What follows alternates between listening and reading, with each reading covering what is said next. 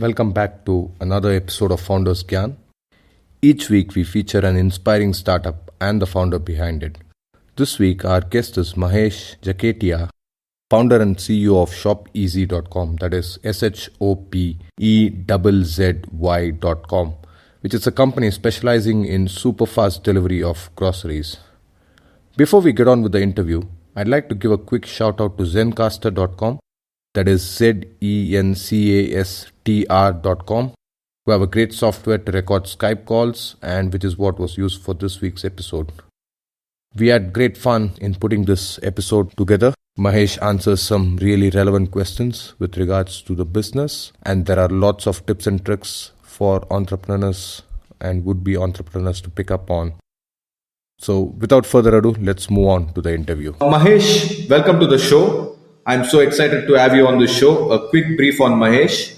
He is the founder and CEO of shopEZZY, an online grocery and needs shopping mall. He is also the co-founder of Ahoy Telecom Private Limited, and before that he was a PM for a project manager for almost a decade in a leading telecom company. Personally, it's a great honor to meet somebody like you, and thanks a lot for taking time out of your busy schedule to share your knowledge, wisdom and time with our listeners. Thank you, Mahesh, for agreeing to be on the show. Pleasure, Ram. Okay, Mahesh, let's start with your journey and background before shopEZZY. Can you just give us a bit more insight into your journey and background before shopEZZY? Sure, Ram. So basically, again, my journey has been started with an engineer. So I did my BTech, MTech, okay, and then went on to work with one of the leading telco software companies of that time, Huge Software Systems. Stayed with them while the names get changed from Huge to Flextronics to now Arisent. Worked with a lot of clients abroad and also in-house product of Huge as well. So basically worked in different domains. So started with coding, then integration, then project management, product management, business development, all kind of things.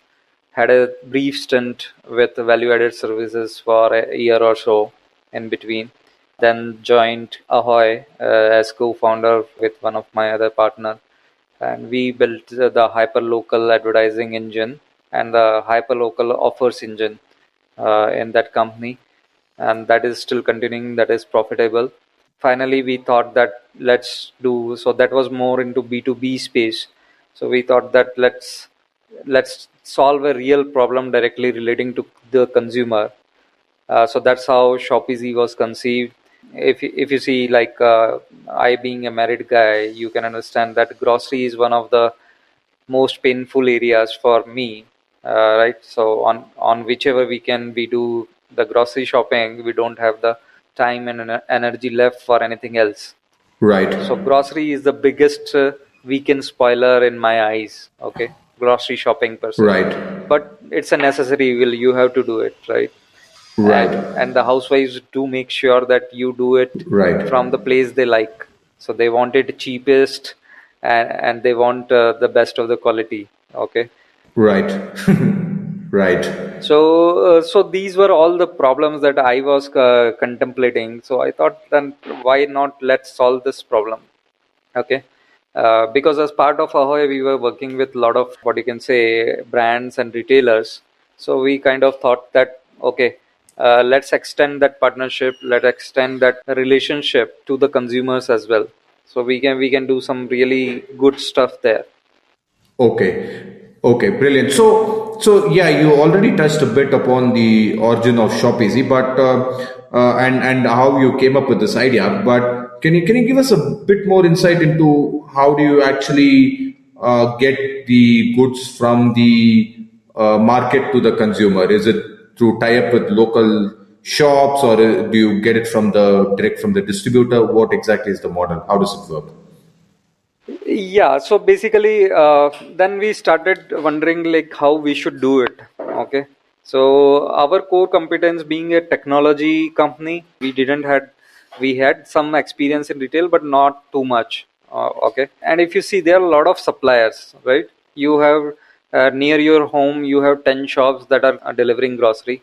Okay, There are now 10 online stores or maybe more in any city you go. Okay, and then there are tens of supermarkets also there, right? So each Right. one of them is catering to different needs of the consumer. Okay, so we said that okay, at times you have a grocery need for getting it very urgent. Somebody is coming to your home, you are out of whatever curd or something, you want it right now. Okay, Right. so you don't want to wait for 1 hour or 2 hours, you want it in less than 20-30 minutes or as app. Okay, Right. so the guy who can do it best is your local retailer which is nearby to you. For Right. monthly shopping, you look at ki basically I should get a good deal on that. I should get the good things on an economical price. So you look towards basically your supermarkets and all those guys, right? For that, so you go one fine day and load your carts and pack the bags and come back home, right? Third requirement is you want something exotic or you want something specific, right? So online guys per se in terms of organic and all online guys are doing a good stuff there, and you go to them for those kind of stuff. Okay, so basically all in all, if you see that this whole segment is very fragmented. Okay, so you need it fast, you need it cheap, and it is very demanding from the consumer point of view as well. So every consumer has a different liking for a brand or quantity he's taking or the stuff he's taking. So we thought that okay, let's create a platform which will eventually tie all these things together. Okay, so that consumer do not have to go to multiple places for his basic need. Okay, and that's where we come in with our mantra, which is claim your weekend back. So until unless we solve your all needs related to grocery, that won't be possible. Okay, so we thought that okay, going to three at a time is not possible, so let's take one at a time. So we latched on to okay, let's try to solve the urgent need of the consumer first.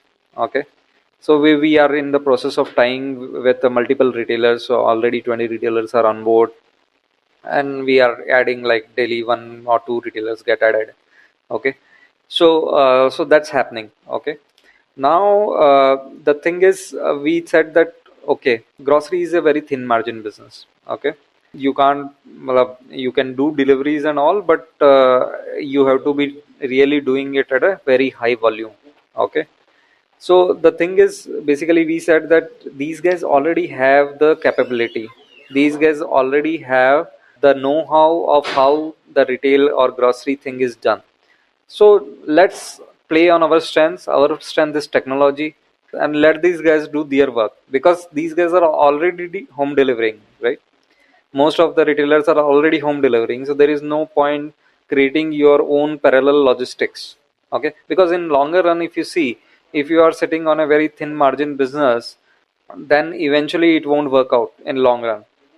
Okay, so we said that okay, let's start from that thought that we don't want to enter into any logistics or supply chain or inventory management. We want to work with basically our technology as our forte, and let's try to solve these problems that I have outlined. Okay, so that's I hope it answers your question, right? Okay, for our budding founder listeners out there, can you tell us how to come up with a good idea?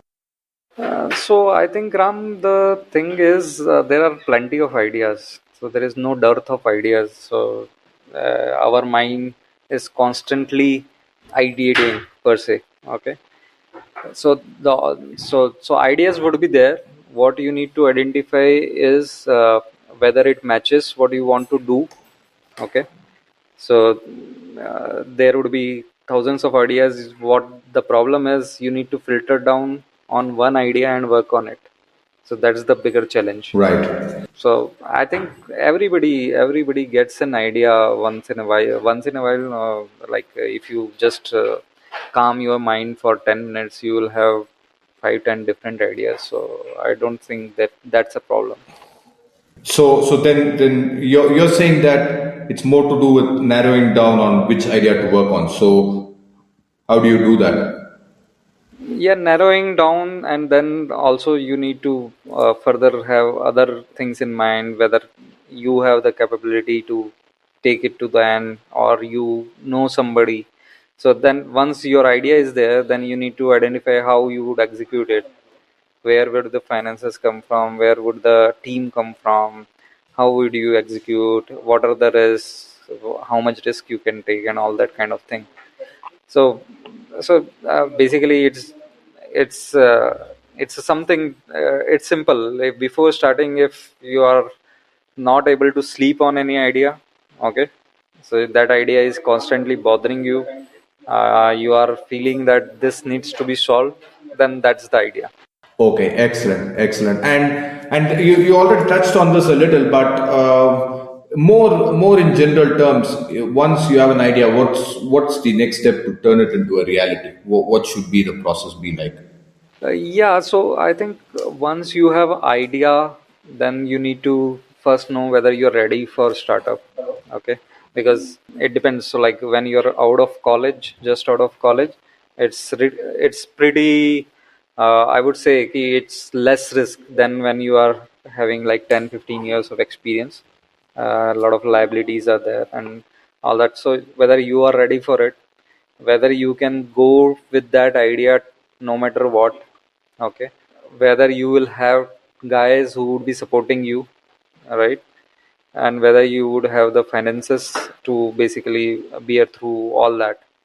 So I think these are 3 4 factors that you need to basically adjudge, and then obviously you have to take the plunge. So you won't know much more than that. Not thinking too much doesn't help. You have to jump. That's the only way. Okay, excellent, excellent. And we all hear about founders sacrificing family time to make their ventures a success. Can you tell us a bit more about your family and how you manage to balance business and family? So it's true. In startups, you cannot. There is no work-life balance per se. So work is life, and life is work. And in between that, you have to just create some time, or what you can say is steal some time for family, or what you can recreation or whatever, right? So, but good thing is that you are the founder here, and you are in the founding team, so you can manage your time accordingly. Being in a job, you don't have that what you can say leverage, but in startup you actually don't want to leverage. So that's the other thing. So still, so I have a wife and a kid, 11 years old kid. So I feel that I am not able to give that proper time to him per se, but that's part of life, so you have to go on with it. And in the hope that probably 3 4 years down the line, there would be lot much of things to your basically disposal. But yes, I would advise that while we are creating a startup, we are running the show, we should still not leave that family part altogether. So you need to steal time for your family, you need to steal time for your friends, and just make it work. Okay, okay, excellent, excellent advice. And ShopEZZY is your brainchild. You're the only founder of ShopEZZY, right? Uh, yes and no. So basically, yes, it is my brainchild. I am the active founder of this company. Okay, but yes, like currently it is backed by Ahoy and team from Ahoy. So I have support from them. Okay, okay. So my question was more to do with the team from Ahoy. So how much of an influence do they have on the vision of the product? So I think one good thing is like when we started this, so everybody was kind of like behind me in terms of yes, we should do this. So that's what that was a good validation. And after that, basically, I'm fortunate that at this point in time I am having a free hand in terms of wherever I want to steer the development of product, or maybe fundraising and everything. So I would say I'm fortunate enough for having such founders, where they have they are trusting me fully, and I am having a free hand on that. Okay, excellent. Is there a daily ritual that you follow to help yourself be more productive? Can you share that with our listeners? So I think it's standard. So basically, yeah. So I basically have a vision in terms of like where we want to go, what are the things to be done, and it's the same thing. Like I've just the only difference is I don't refrain from taking risks. I do love experiences. I do jump in new things. Okay, excellent. Can you tell us something about yourself that is not commonly known? And I am somebody you can rely on, like anybody, whether it is my team or family or investors or my consumers, right? So everybody can rely on me. So I just try my best in whatever I do. Okay, cool. We are almost halfway through the questions. We just have another few more questions. What is the best advice that you have been given? I was in this event, India Internet Day, where this Dipinder Goyal of Zomato was there. So he said that start thinking of being going global from day one. That's the big thing. So ideally, we think that India is a very big market, and we should try to prove us here. But what he said is it doesn't matter actually. So what it matters is like how many engaged customers you have from whichever market you are, right?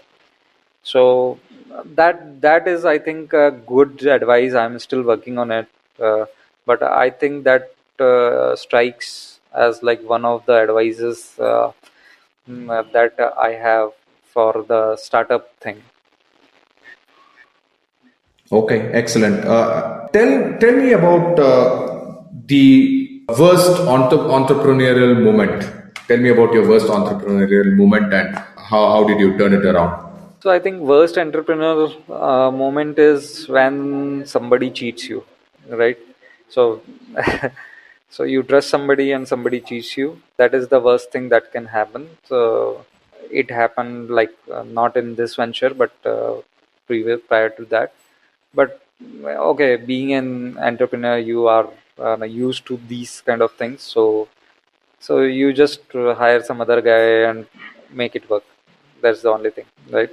Okay, okay. And have you kind of after that experience, have you put in place something else, some process in place to make sure it doesn't repeat again? So I think basically in startup you cannot what you can say, you cannot do too much of safeguarding per se. The only thing that you do is basically, so we already had systems in place where we had the complete backup and everything.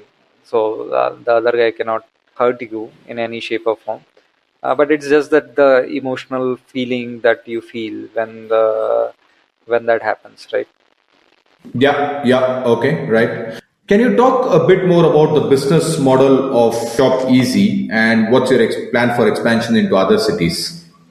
So Ram, basically business model, we know it's not going to be easy per se, because so we have couple of business, not couple, but at least 3 or 4 business models in mind. So initially we are banking on sales commission, what we get from the orders we place with the retailers, and going forward we want to add multiple other streams because we know that grocery is a thin margin business, so you can't expect much out of that sales commission. So that's there. We are in the process of raising funds, so as soon as funds arrive, we definitely want to expand.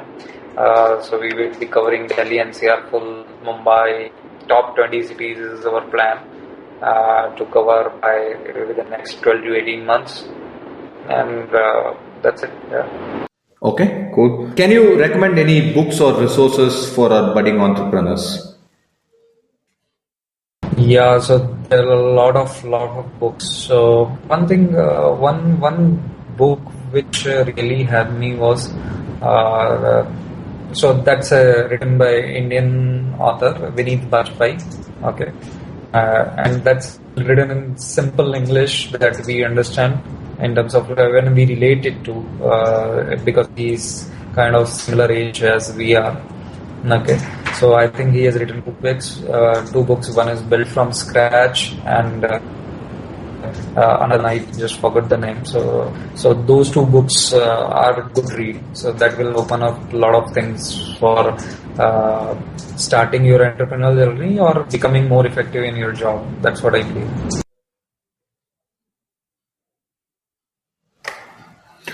Okay, excellent. So a startup is not really for everybody, and it's a high pressure environment and a high pressure job. So where do you personally get your inspiration from to keep going on a daily basis? And what advice would you give our listeners in order to do the same? Ram, I would say it's not a high pressure thing in per se. So, but it is highly intense, I would say. So, pressure is when you are forced to do don't want to do. So, the only challenge that startup faces, there are two challenges, which is one is cash and another is team. Okay. So, team you can still sort it out, but cash is one thing which places you in. What you can say tight corners wherein basically you don't want to what you can say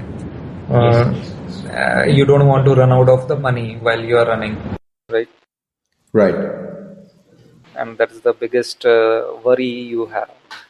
Other than that, if you can manage it somehow, right, then I think there is no pressure, just the intensity and the pace of work is so high that you don't have time for any nonsense.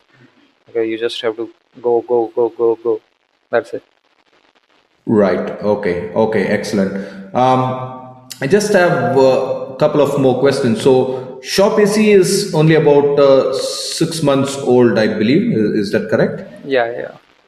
Okay. But you guys are pretty young, and but based on the lessons you have learned so far, would you have done anything different in hindsight? Yes, definitely. So they are definitely learning. So basically, I think we kind of started. So every startup starts with something, and then they find it their way. So maybe it's a part of process. But what I would have liked, if I would have done it again, I would have done it very fast this time. So we took some time while the other players came into market big way, which is one thing that I would want to change. Okay. And I just have one final question. But before I go on to that question, how can our listeners get in touch with you? Through do you have a LinkedIn, Twitter handle? What's the best way to get in touch with you online? So LinkedIn is fine. LinkedIn, Twitter, both are fine. So M Jakhetiya is my ID. Okay. Okay. MJAKHETIYA. Okay. So you can find me there, and obviously you can email me at mahesh@shopEZZY.com if you think that there is something pressing and I can help you. Okay, cool. I just have one final question. So before we move on to that, I just want to take the time to acknowledge and thank you for sharing your knowledge to myself and our listeners. I'm also very grateful for the value you are adding into the world by means of your venture, and I hope you come soon to Bangalore so that I can try it out firsthand quickly. Sure. So with that, we move on to the final question, and if there is one gyan that you could give our would-be founders, what would that be? So I think probably we have already covered it. It's just that so you have to start at something and keep going no matter what, right? Just trust yourself, keep going. You will find your way. That's what I can say. Okay, brilliant advice, Mahesh. Thank you so much for your time, and it was a real pleasure chatting with you. And wish you continued success in your venture. Thanks, Ram. I appreciate it. Thank you. There you have it, folks. Another superb startup, another great story. Hope you enjoyed it as much as we did in producing it. Thanks for tuning in, and please share it with your friends and colleagues using the share buttons on the show notes or use email. The link is www.foundersgyan.com/EP08, where you can find out the show notes and all the resources that Mahesh talked about in this interview. Also check out www.foundersgyan.com for all the archives. We have some great shows that you may have missed if you have started listening to this recently. you might want to go and revisit them and take a look at some older episodes. I will see you all next week with another episode of Founders Gyan. Now it's time for action. Hope you got inspired and take action today on your startup. Thank you.